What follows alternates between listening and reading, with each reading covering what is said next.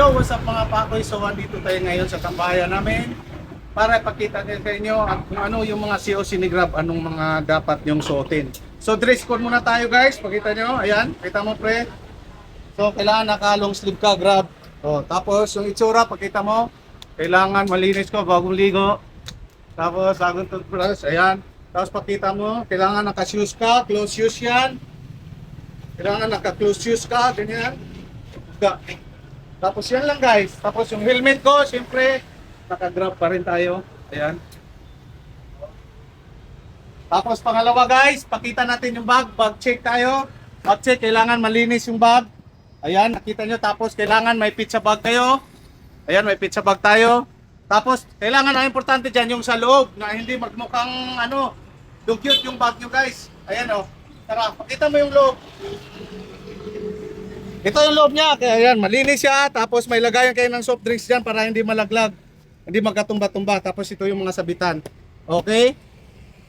So, wag niyong kalimutan guys na sumunod lang sa COC ni Grab para hindi magka-problema. Yun lang, so may kasabihan nga tayo, aanhin mo yung yaman mo kung galing naman yan sa nakaw. Namin guys parking for Grab delivery, napakalaki nito. Tapos pakita ko lang sa inyo guys kung anong service type ko. Ayan service type. Okay. Sa akin yan. Ayan, so nakabukas lahat yan. Grab Express, Pabili, Express Pabili, Grab Food Motorbike, Grab Mart Motorbike, Grab Food Corporate. Lahat yan nakabukas guys. So hindi tayo mamimili ng booking. Lahat yan itatakbo ko. Pero pag cancel natin yan, ayan. So may booking na tayo. Ito yung tambayan namin. Town Center, El Camino Road, Kamalig, May Kawayan, Bulacan. Comment mo na yung size mo sa long sleeve. Baka isa ka sa mabibigyan ko. Ayan.